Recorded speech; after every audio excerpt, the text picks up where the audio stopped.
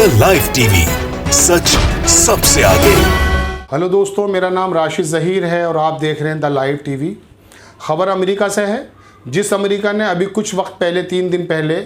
Israel के प्रधानमंत्री को ये कहा कि आप पूरी तरह से फ्री हैं अपनी सीमाओं की हिफाजत करने के लिए और हम आपको स्ट्रांगली सपोर्ट करते हैं। उसी के एवज में इजराइल ने यह किया कि जो फ़लस्तीन पर किसी तरह की बमबारी की जा रही थी, इस डायलॉग के आने के बाद उसने अपनी बमबारी के अंदर बहुत तेज़ी लाई और जिसके एवज में जिसकी वजह से वहाँ निहत्थे बच्चों को मारा जा रहा है, महिलाओं को मारा जा रहा है और निहत्थे लोगों को मारा जा रहा है। वही जो बाइडन अब पिछले पैर पर हैं, वापस चले गए हैं, उनके सुर बदल चुके हैं और उन्होंने बाकायदा इस जंग के अंदर सीज़ फायर होने की अपील की है। और आसपास के जो मुल्क हैं, अमेरिकी विदेश मंत्री ने भी बाकायदा आसपास के मुल्कों से, वहाँ के जॉर्डन के विदेश मंत्री से भी बात की है कि किसी तरह से सीज़ फायर होनी चाहिए और ये जंग बंद होनी चाहिए। जो बाइडन जो 3 दिन पहले बाकायदा शाबाशी देते हुए नज़र आ रहे थे, अचानक उनके पैर क्यों चले गए पीछे? वजह उसकी ये है कि उन्हीं की पार्टी के एमपीज़ जो हैं, उन्होंने हाउस में आकर के अपनी सरकार के ख़िलाफ़ ही बाकायदा बिगुल बजा दिया और कहा कि आप किस तरह से इजराइल के प्रधानमंत्री के साथ खड़े हो सकते हैं जिन्होंने ह्यूमन वायलेशन किया है और फ़लस्तीन के अंदर इस तरह की ज़बरदस्त बमबारी की गई है कि वहाँ पर यह नहीं देखा गया कि इस बमबारी की वजह से बच्चों की हत्याएं हो रही हैं, महिलाओं की हत्याएं हो रही हैं या निहत्थे लोगों की हत्याएं हो रही हैं। जो बाइडन पीछे हैं, बहुत बड़ी खबर है। द टेलीग्राफ के अनुसार जो बाइडन ने बाकायदा अपील की है कि इस जंग को रोका जाए और उसके विदेश मंत्री जो इस समय बाकायदा जॉर्डन के विदेश मंत्री से बात कर रहे हैं और सेक्रेटरी ऑफ स्टेट जो है वो इस समय इजराइल में है, उनके पास एक खबर और है, वो मैं अभी आपको बताऊंगा। लेकिन पहले ब्रीफली बता दूं कि जब अपने ही एमपीज़ बगावत पे उतरे हुए हैं तो वहाँ पर रिपब्लिकन पार्टी के एमपीज़ हैं, उन्होंने भी बाकायदा अपने मजम्मत यानी कि अपना कंडेम किया है और अमेरिका की सरकार को बाकायदा कंडेम करते हुए फ़ौरन तत्काल इस जंग को रोकने की अपील की है। जो बाइडन के पैर उखड़ चुके हैं। जो बाइडन अपनी शरारत की वजह से, ये शरारत मैं आपको बताऊंगा कि पहले कब कर चुके हैं, लेकिन फ़िलहाल मैं बता दूं आपको कि जिस नेतन्याहू को बाकायदा वो इजाज़त दे रहे थे कि किसी तरह से नरसंहार कर दिया जाए, ये उनके इस डायलॉग के अंदर छुपी हुई बात है जो मैं आपसे कह रहा हूं। हालांकि उन्होंने कहा कि सीमाओं की रक्षा कीजिए, लेकिन इजराइल ने जिस तरह से नरसंहार किया वो इस डायलॉग आने के बाद उनके हमलों की तेज़ी से साफ नज़र आ सकता है कि वो किसकी शह पर किया गया है और किस डायलॉग से उत्साहित होकर के उसने काम को किया है। और बाकायदा ये भी कहा है नेतन्याहू ने कि इट्स नॉट ओवर यानी कि अभी हम रुकेंगे नहीं।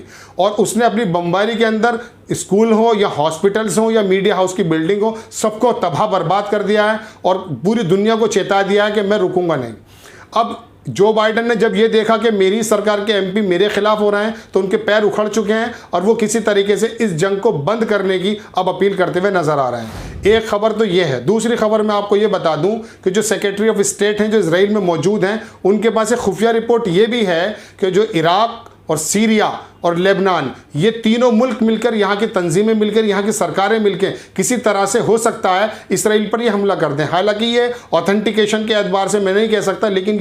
ये खबरें बाकायदा सरगर्म हैं कि इस तरह की रिपोर्ट सेक्रेटरी के पास आई है और उन्होंने अपने प्रशासन को, अपनी सरकार को बताया है कि इस तरह का ये हमला हो सकता है। तो ये 2 चीज़ें निकल कर आई हैं जिसकी वजह से अमेरिका के जो बाइडन पीछे चले गए हैं। अपनी बात को आगे बढ़ाने से पहले मैं बता दूँ ये कि पूरी दुनिया के जितने सेलिब्रिटी हैं वो भी बाकायदा इस समय इजराइल को कंडेम कर रहे हैं। यूके के ज़यान मलिक हैं जो बाकायदा पॉप सिंगर है, बहुत मशहूर, बहुत बड़ा नाम है, उनका ट्विटर देख सकते हैं आप, उन्होंने भी कंडेम किया है। और बाकायदा दुनिया के मुल्क, चाहे वो इजराइल के साथ हों, लेकिन उनके लोग सड़कों पे उतर करके अपना विरोध प्रदर्शन इस तरह से कर रहे हैं कि वो इजराइल को कंडेम कर रहे हैं। उसमें लंदन ले लीजिए, जर्मनी ले लीजिए, ऑस्ट्रेलिया ले लीजिए या फ्रांस ले लीजिए या पेरिस, कहीं भी जो भी मगरबी ममालिक जिसको हम कहते हैं यूरोपियन मुल्क जितने भी हैं, वहाँ के लोग सड़क पर उतर के बाकायदा जो नरसंहार किया जा रहा है इस समय फ़लस्तीन में, उसके पक्ष में और नेतन्याहू इजराइल के ख़िलाफ़ बाकायदा अपने विरोध को प्रदर्शन कर रहे हैं। तो ये इन बातों से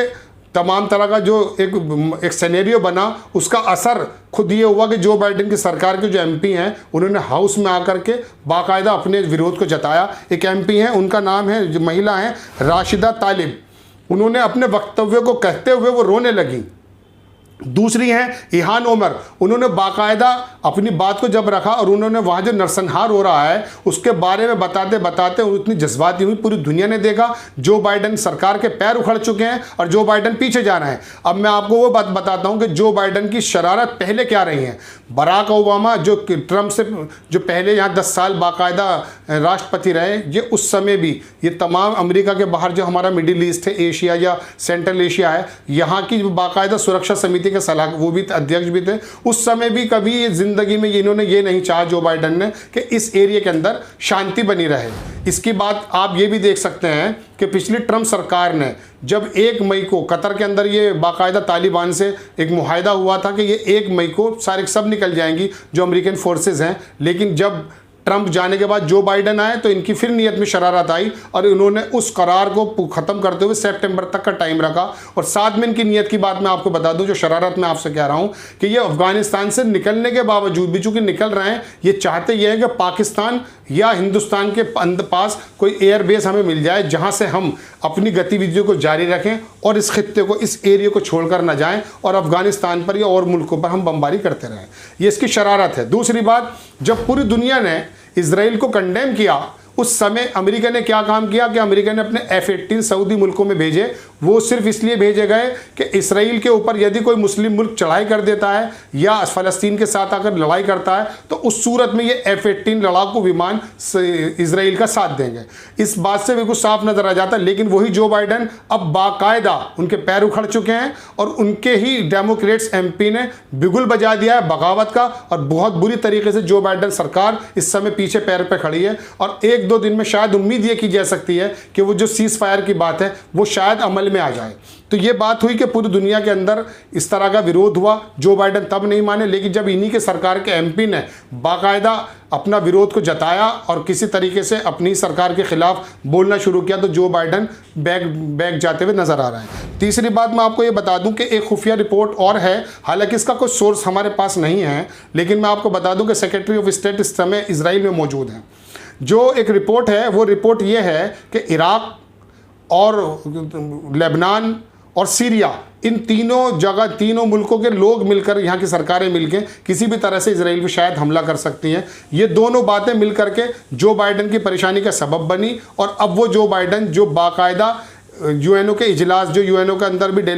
इजलास हुआ है, अधिवेशन हुआ है, उसको भी उन्होंने मनसूख यानी कि पोस्टपोन कर दिया था। फ्राइडे को कह दिया था यूएनओ से उसको रोक दिया जाए, लेकिन चाइना के कहने पे वो हुआ। तो ये चाहते थे ये थे कि किसी तरह से इजराइल को समय मिले और ज़्यादा बर्बादी करें। इजराइल की शरारत में अब आपको एक बात और बता देता हूँ कि मीडिया रिपोर्ट्स ये है कि अभी उसने AP और अल जजीरा के जो ऑफिस जिस बिल्डिंग में थे उसको तबाह कर दिया। वो तबाह क्यों कर दिया? तबाह इसलिए कर दिया कि जो बर्बादी उसने फ़लस्तीन के अंदर फैलाई है, जो बाकायदा वहाँ पर हत्याएं हो रही हैं, लड़ाकू विमान आकर के वहाँ बमबारी करके निहत्थे लोगों को मार रहे हैं, वो शक्लें, वो सूरतें, वो तस्वीरें, वो फुटेज वो दुनिया के सामने ना आए। इस वजह से उसने अल जजीरा के उस बिल्डिंग पे हमला किया और उसका प्लान आगे भी शायद ये है, जो कि रिपोर्ट्स के अनुसार बात आती है कि शायद और जो ऑफिसेज हैं और जो ब्यूरो हैं जो दुनिया के दूसरी प्रेस के हैं उस पर भी उसके हमला करने की एक बाकायदा सोची समझी रणनीति हो सकती है। और आने वाले समय में शायद हम देख सकते हैं कि बाकी मीडिया हाउस पे ये इसराइल हमला करे। लेकिन जो बाइडन जिस तरह से अपने पिछले पैरों पर गया है और किसी तरह से अपनी सांसदों को देखा उसने कि मेरे खिलाफ ही हो रहे हैं, तो शायद जो उसने सीज फायर की अपील की है इसमें एक्शन लेते हुए शायद ये जंग बंदी 1-2 दिन में हम शायद देख सकते हैं कि इसके अंदर कुछ कमी ज़रूर आएगी। इजराइल और उसके हुक्मरान, चाहे मौजूदा हों चाहे पूर्व हों, वो कितने निरंकुश हैं, कितनी ज़्यादा बर्बरियत और जाहिरियत यानी कि जुल्म सितम करने के पक्षधर हैं, इस बात का अंदाज़ा इस बात से कर सकते हैं कि इजराइल के पूर्व विदेश मंत्री हैं, उन्होंने बाकायदा ICC यानी कि इंटरनेशनल क्राइम कोर्ट को फेक कोर्ट कहा। और चूंकि ICC ने यह कहा था कि हम नेतन्याहू यानी कि इजराइल के खिलाफ मुकदमा करने के लिए फ्री हैं, उसने कहा, एक तो उसने कहा कि ये फेक कोर्ट है, हम इसके मेंबर नहीं हैं, हम इस बात को मानते नहीं हैं और हम जो करना चाहेंगे करेंगे और उसकी वजह यह है हम अपने सैनिकों के हाथ नहीं बांधेंगे। तो ये पूर्व विदेश मंत्री का बयान है। मौजूदा जो सरबराह हैं, मौजूदा हुक्मरान जो हैं, मौजूदा हुकूमत में जो लोग हैं, उनकी भी आप ये देख सकते हैं कि किस तरह से जुल्म सितम वो बाकायदा कर रहा है और जो पूर्व में रहे उनके भी किस तरह के ख्यालात हैं। तो फिलहाल जो बाइडन अपनी बात से पलटते हुए नज़र आ रहे हैं और अपनी ही सरकार के एमपीज जब उनके खिलाफ खड़े हो चुके हैं, तो शायद उम्मीद ये की जा सकती है कि आने वाले वक्त में इसराइल पर किसी तरह से कुछ थोड़ा बहुत रोकथाम की लगे, या शायद सीज फायर की जो उम्मीद की जा रही है उसमें वो जंग बंद होने की कोशिश करें। द लाइव टीवी, सच सबसे आगे।